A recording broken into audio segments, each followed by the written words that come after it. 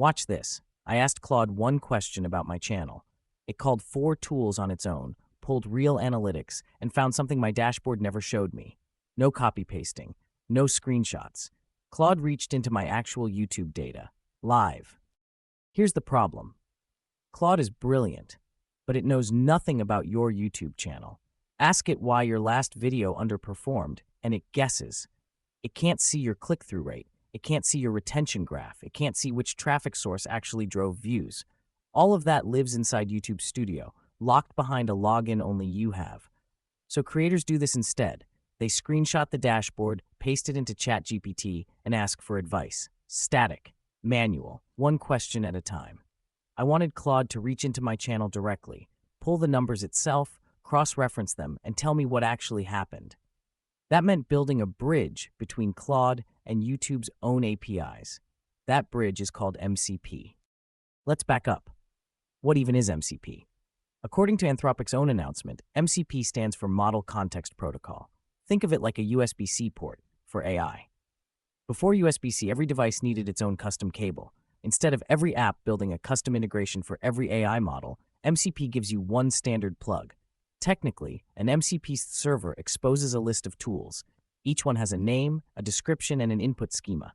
Claude reads that list, then decides which tool to call and when. Here's the part most tutorials skip. You don't write the logic that decides call this tool now. Claude does. You just define what each tool does. Claude figures out the sequence on its own. It's not a wrapper around an API. It's a menu Claude can order from. Most people think the YouTube API is one thing. It's actually 2 completely separate APIs. The first is the YouTube Data API. It's public. Anyone with an API key can call it.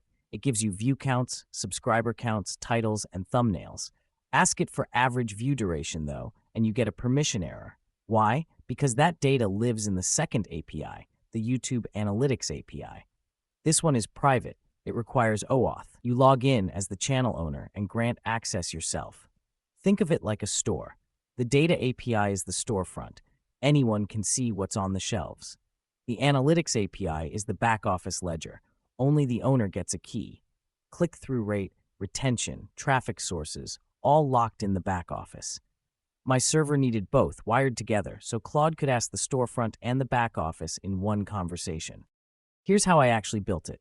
I used the official MCP TypeScript SDK. Every tool follows the same shape: a name, a schema for the input, and a handler function. I defined 5 tools. Get Channel Overview pulls subscriber count and total views. Get Recent Videos lists my last several uploads with basic stats. Get Video Analytics is the big one.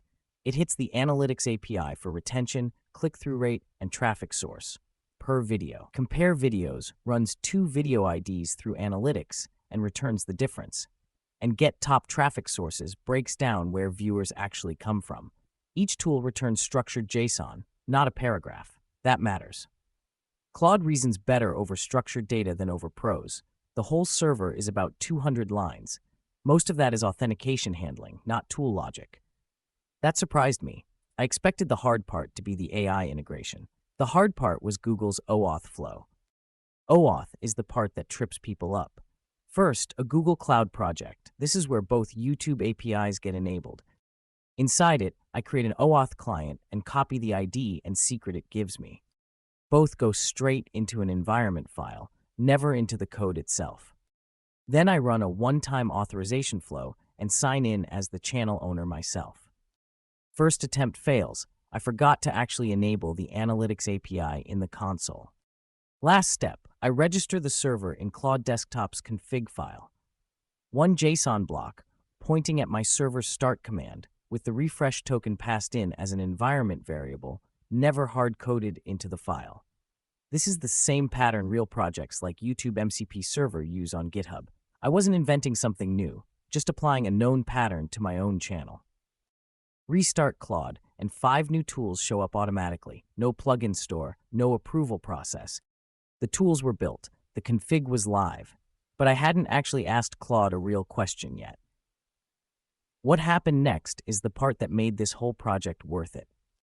I asked one question. Look at my last 10 videos. Which one underperformed and why? Watch what Claude does. First, it calls Get Recent Videos. 10 results come back. Then, without me asking, it calls Get Video Analytics on all 10, one by one. Then it calls Compare Videos on the 2 lowest performers. I never told it to compare anything. It decided that on its own, because comparison was the logical next step. The answer came back in under a minute. My AI Agent Frameworks video had a high click-through rate, 6.2%, but average view duration collapsed at the 50-second mark. Claude cross-referenced that timestamp against my own script file and found it. That's exactly where I switched from narration to a silent code recording. No voice. Viewers left. That's not a guess. That's a retention graph, a script file, and a timestamp, triangulated automatically. I didn't build a chatbot that talks about YouTube. I built something that reads it. Let's be honest about the limits. First, Quota. The YouTube Data API defaults to 10,000 units a day. A single search call costs 100 units. Most read calls cost just 1. I hit that ceiling once, batching too many searches in a loop. Second, freshness. YouTube's Analytics API typically lags by up to 48 hours. Ask about yesterday's video, and the numbers might not be final yet. Third, security. My refresh token lives on my machine. Anyone with access to my Claude config could query my private channel data. I keep it in an environment variable, never committed to Git, and I treat it like a password. Fourth, this isn't real time.